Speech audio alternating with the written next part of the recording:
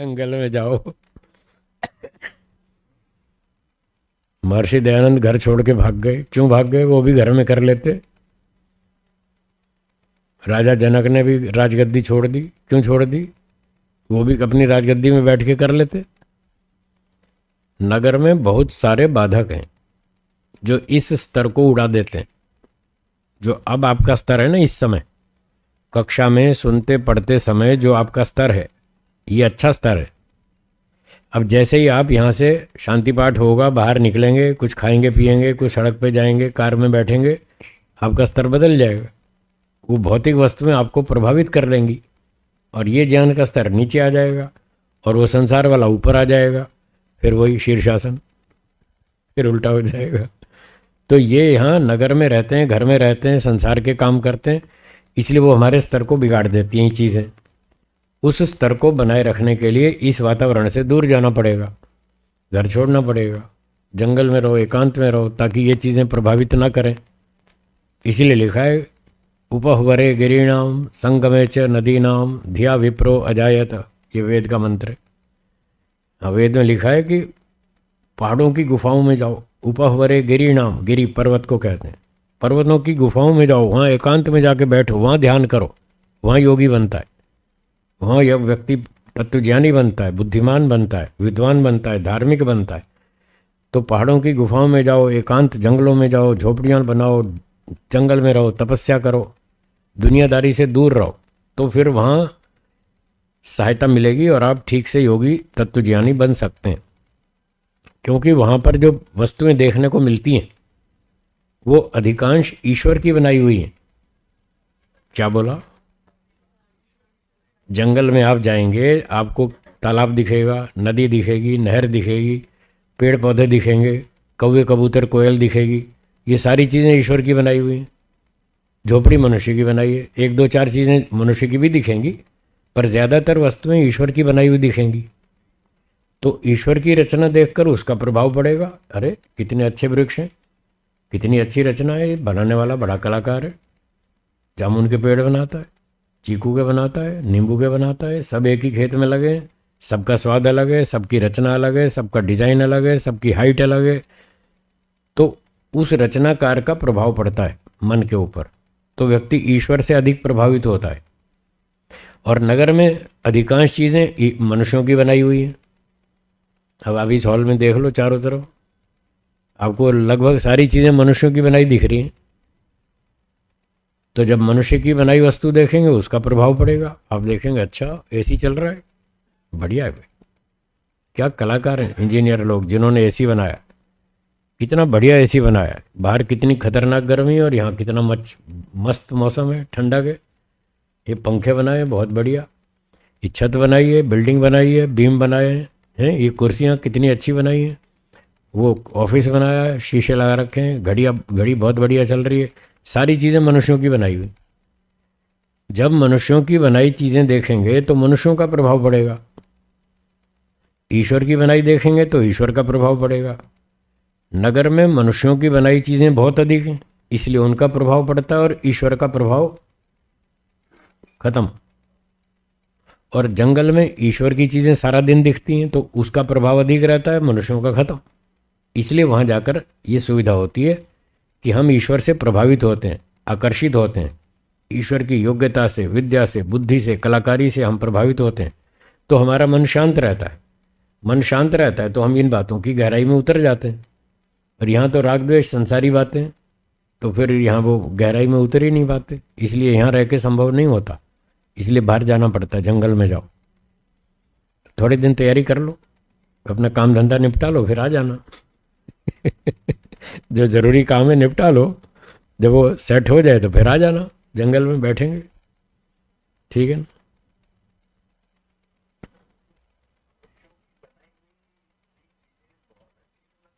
अच्छी लगती है ना? हीटर लगाते हैं, एसी लगाते हैं, अच्छी होती है ना। फिर जिससे प्रभावी, जिससे अच्छी लगेगी जो चीज़, जिसकी बनाई हुई चीज़ अच्छी लगेगी उसका प्रभाव नहीं पड़ेगा आप पर, वो अशांति पैदा करेगा, राग द्वेष पैदा करेगा। हाँ हाँ, अच्छा तो लगेगा, सुख तो मिलेगा, पर आपके दिमाग पे असर किसका होगा, ईश्वर का या मनुष्य का?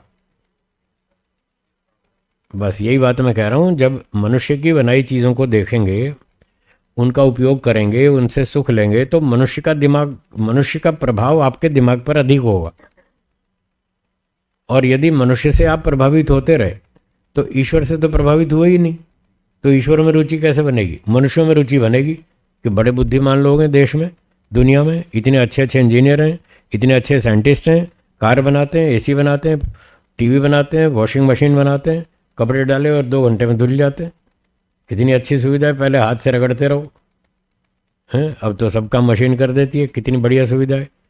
तो उसके इंजीनियर से प्रभावित होंगे आप, ईश्वर से नहीं होंगे। और फिर जब तक ईश्वर से प्रभावित नहीं होंगे तो उसकी ओर आगे बढ़ ही नहीं सकते। अशांति ऐसे होगी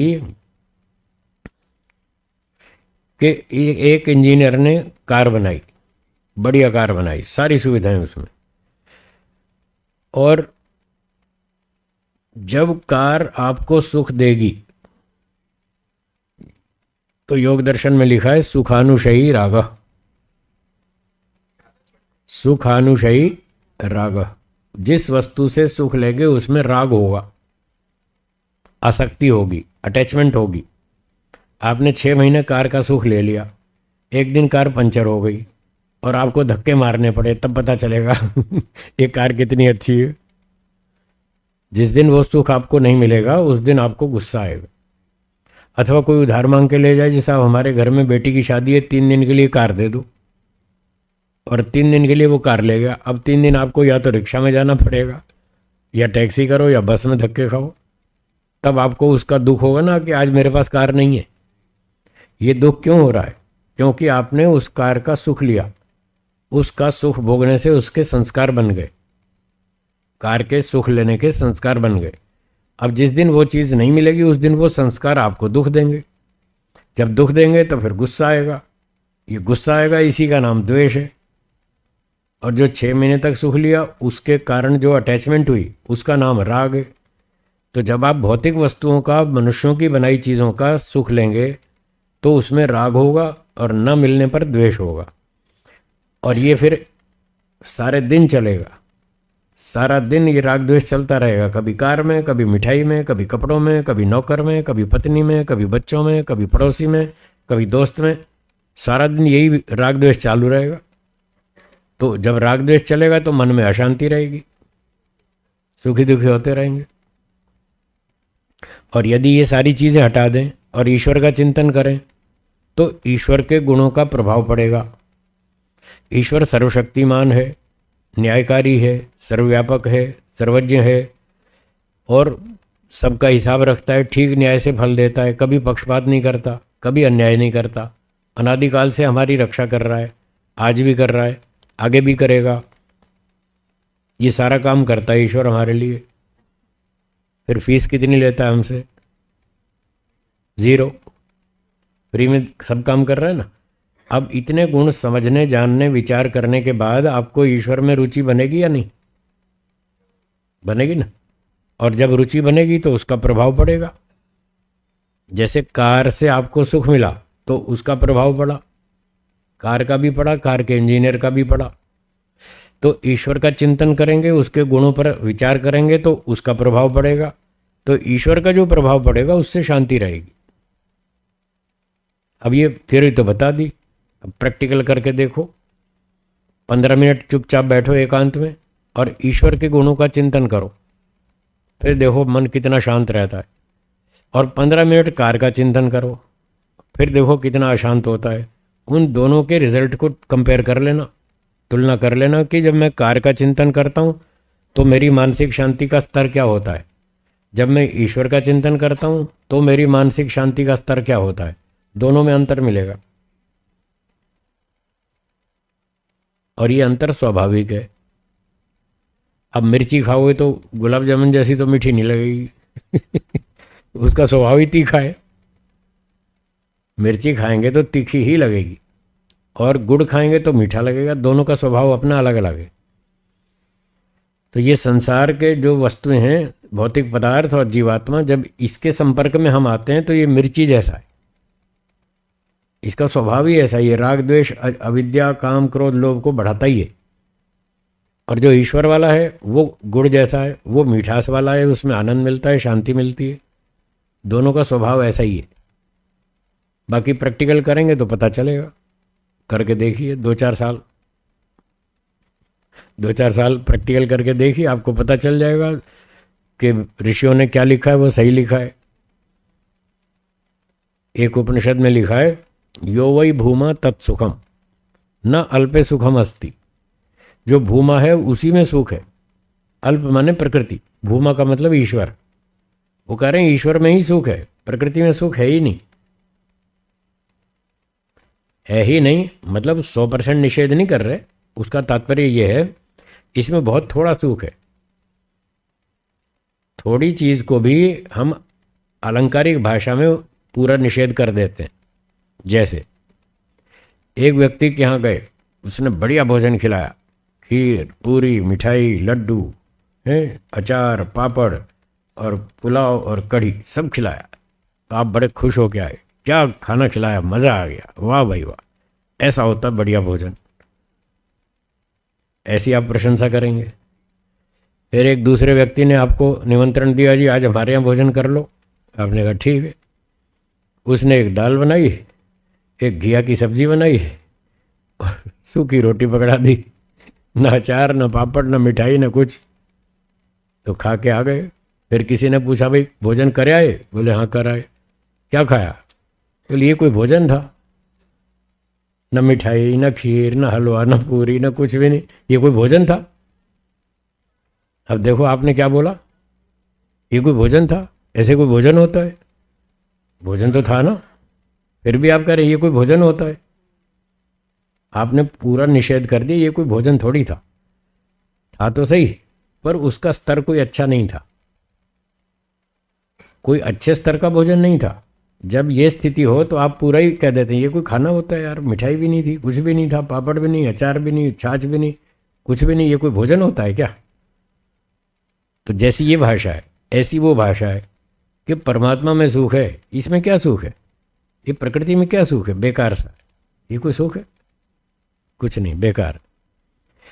तो जब ऋषि लोग ऐसा कह रहे हैं और प्रत्यक्ष प्रयोग करके देख लो तब पता चल रहा है कि प्रकृति का चिंतन करते हैं तो राग द्वेष बढ़ता है, ईश्वर का चिंतन करते हैं तो आनंद बढ़ता है, शांति बढ़ती है। तो जो प्रमाणों से सिद्ध है वो सत्य है, उसको मानना चाहिए। इसीलिए तो कहा पतंजलि महाराज ने, चित्तवृत्ति निरोधा, संसार की बात मत सोचो, संसार की बात में ज़्यादा डीप में मत उतरो, जितना उतरोगे उतना टेंशन बढ़ेगी।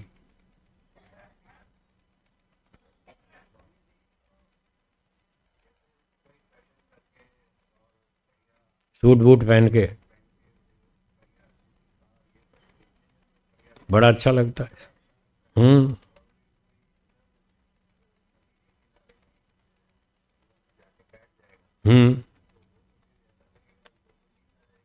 वो किसको? वो जंगल वाला साधु, साधु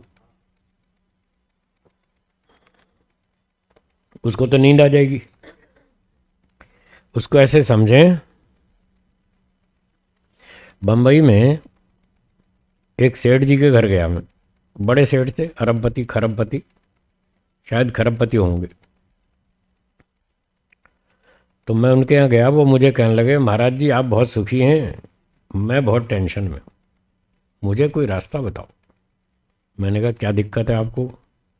बोले मैं 24 में से 23.5 घंटा टेंशन में रहता हूँ। ये कार वाले का हाल है। ये कार वाले का हाल है जिसके पास बढ़िया कार है, बंगले हैं, संपत्ति है, नौकर चाकर, सोना चांदी सब कुछ है। वो कहता है मैं 24 में से 23.5 घंटा टेंशन में रहता हूँ। ये सच्ची घटना बता रहा हूँ, हाँ ये कहानी नहीं उपन्यास की, ये सच्ची मेरे जीवन की असली घटना। उस सेठ ने मुझे बोला आधा घंटा मैं सुबह मॉर्निंग वॉक पर जाता हूँ तो मुझे 2-4 दोस्त मिलते हैं, उनसे थोड़ा हंस लेता हूँ, थोड़ा चुटकुले सुना लेता हूँ या सुन लेता हूँ, बस वो आधा घंटा ही अच्छा लगता है। फिर घर आता हूँ, आते ही टेंशन शुरू हो जाती है, तो रात को नींद नहीं आती। डॉक्टर ने नींद की गोली दे रखी है, गोली खा लेता हूँ, नशे में पड़ा रहता हूँ, कोई अच्छी नींद थोड़ी आती है। अब ये कार वाला, फैशन वाला, बंगले वाले का हाल देख लो, अंदर से ये है। और मुझे कहता है, मुझे पहली बार ही मिला था वो, मुझे कहता है महाराज जी आप बहुत सुखी हो, मुझे कोई रास्ता बता दो। मैंने कहा बता दूंगा रास्ता मुझे मालूम है, मैं बता भी दूंगा, मुझे क्या दिक्कत है,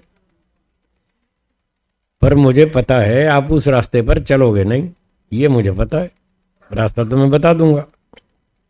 उसने कहा अच्छा बताइए। मैंने कहा रास्ता सिंपल है, मुझे भूख लगती है, मैं खाना खाता हूँ, आपको भूख लगती है, आप क्या हीरे मोती खाते हैं?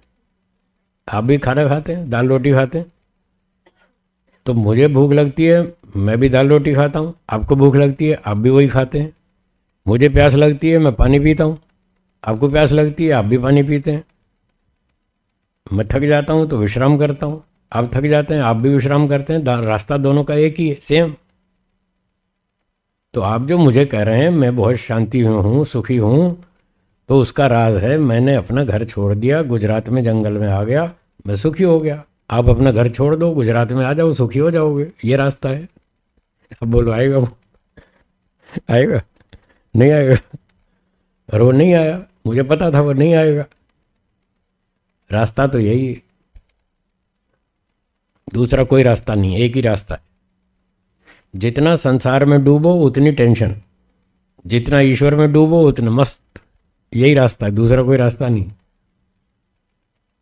पढ़ा लिखा तो मैं भी हूँ, मेरे पास भी बुद्धि है, आपके पास बुद्धि है, मेरे पास नहीं है। आप पैसे कमा सकते हैं, मैं नहीं कमा सकता, बहुत कमा सकता हूँ, पर वो टेंशन वाला रास्ता है, इसलिए मैंने छोड़ दिया। नहीं, नहीं चाहिए मुझे, पैसा नहीं चाहिए, संपत्ति नहीं चाहिए, सम्मान नहीं चाहिए, कुछ नहीं चाहिए, मुझे शांति चाहिए, वो मिलती है ईश्वर के पास, इसलिए मैं उसके पीछे पड़ा हूँ, हाथ धो के पड़ा हूँ हाथ धो के ईश्वर के पीछे पड़ा हूँ, मुझे और कुछ नहीं चाहिए। आप मुझे जानते हैं 15 साल से, 20 साल से, कोई 25 साल से जानता है, आप देख लो मेरा इतिहास, देख लो 25 साल का। मेरा एक ही काम है, बस ईश्वर के पीछे पड़ा हूँ, जो काम ईश्वर प्राप्ति में सहयोगी है उतना ही करता हूँ, फालतू काम नहीं करता।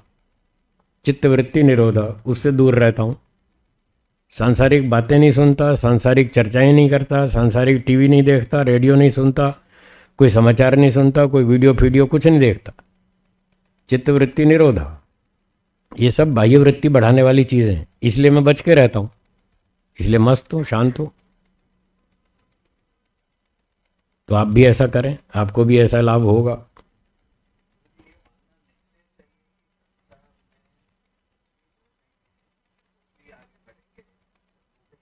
गारंटी, 100% गारंटी है। संसार की बात सोचेंगे, उस फील्ड में बढ़ेंगे तो टेंशन बढ़ेगी, गारंटी है, गारंटी है। कुछ भी कर लो, कुछ भी कर लो, ये संसार दुखदायक है, इसका स्वभाव ही ऐसा है। जैसे अग्नि गर्म है, अग्नि गर्म है, आप गर्मी को अग्नि से अलग कर देंगे? जैसे गर्मी को अग्नि से अलग नहीं कर सकते, ऐसे ही टेंशन को संसार से अलग नहीं कर सकते। ये ऐसी बात, इनका संबंध ऐसा है, संसार और टेंशन, इन दोनों का संबंध बिल्कुल वैसा है जैसे गर्मी और अग्नि का। आप गर्मी को अग्नि से अलग नहीं कर सकते, ऐसे ही जितना संसार में डूबेंगे टेंशन बढ़ेगी, उसको कम नहीं कर सकते। और ईश्वर का चिंतन जितनी देर करोगे उतनी देर शांति मिलेगी, इस बात की भी गारंटी है। मैं सारा दिन यही तो करता हूँ, और क्या करता हूँ? मुझे बस ईश्वर चाहिए, मैं ईश्वर का चिंतन करता हूँ, संसार का कुछ नहीं सोचता। बस अपने स्वास्थ्य का ध्यान रखता हूँ, व्यायाम करता हूँ, खाना पीना ठीक रखता हूँ, दिनचर्या ठीक रखता हूँ, और ईश्वर को पकड़ लेता हूँ, बस, और कुछ नहीं करता। और यही बातें पढ़ाता हूँ, यही बातें सिखाता हूँ, देश भर में घूमता हूँ, भगवान का भजन करता हूँ, देश की सेवा करता हूँ और मस्त रहता हूँ। वो सांसारिक काम बस लिमिटेड, उतना ही जितना ईश्वर प्राप्ति में सहयोगी है, उतना, उसकी सीमा रेखा मैं जानता हूँ कि इतना काम करो, इतना सहयोगी है, और इस सीमा को पार किया तो वो हानिकारक है, वो फिर बाधक बनेगा, उसको बंद कर देता हूँ, नहीं करता। यही काम मेरे गुरुजी करते थे और यही काम वो मुझे भी कहते थे। एक दिन उन्होंने पूछा कि आप कितनी संस्था चलाते हो? मैंने कहा गुरुजी 3 संस्थाएं चल रही हैं, आप उसमें क्या करते हो? मैंने कहा मैं कुछ नहीं करता, मैं सिर्फ निर्देश देता हूँ, इन संस्थाओं का निदेशक हूँ, सिर्फ सूचना डायरेक्शन निर्देश बताता हूँ, ये कर लो ये मत करो, प्रत्यक्ष रूप से बैठकर कोई काम नहीं करता। बोले करना भी नहीं। मैंने कहा यस सर, नहीं करूँगा। बोले करना भी नहीं। मैंने कहा नहीं करूँगा, क्योंकि ये सब चीज़ें समाधि में बाधक, इसलिए नहीं करना। अब आपका काम कॉमर्स का है, अब दवाई बनाने की फैक्ट्री में जाएंगे? नहीं जाएंगे ना। जाएंगे तो आपका टाइम खराब होगा, उससे आपके धंधे में कोई लेना देना नहीं, वो चीज़ बाधक है। आप पॉलिटिक्स में जाएंगे, पॉलिटिक्स की बातें आपके लिए बाधक हैं, आपके धंधे में उससे कोई सहयोग नहीं मिलता। दृष्टांत समझ में आया? जैसे कॉमर्स वाले व्यक्ति को मेडिकल फैक्ट्री जो मेडिसिन बनाती है उससे कोई लेना देना नहीं, तो वो उसकी खोजबीन में उतरे कि आप कहाँ से कच्चा माल लाते हैं, कैसे दवाई बनाते हैं, क्या करते हैं, उसके लिए टाइम बर्बाद है। तो ऐसे ही योगाभ्यास वाले को दुनियादारी टाइम बर्बाद है। हाँ, वो टाइम बर्बाद है, वो फालतू चीज़ें हैं, वो उसकी बाह्य वृत्ति बनाएंगी, चित्त वृत्ति निरोध नहीं कर पाएगा, वो उसको ध्यान में बाधक बनेंगी। इसलिए उसको मना किया, बंद करो, इन बातों को बंद रखो, इनको मत देखो, इनसे दूर रहो। इसीलिए तो जंगल में भेजा था, ये घर में रह के नहीं होगा, जंगल में जाओ।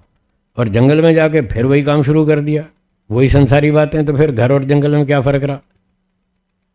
आसमान से गिरा खजूर में अटका। फिर वही बात हो जाएगी। ठीक है जी, तो आगे चलें, थोड़ा पाठ आगे बढ़ाते हैं। चलिए।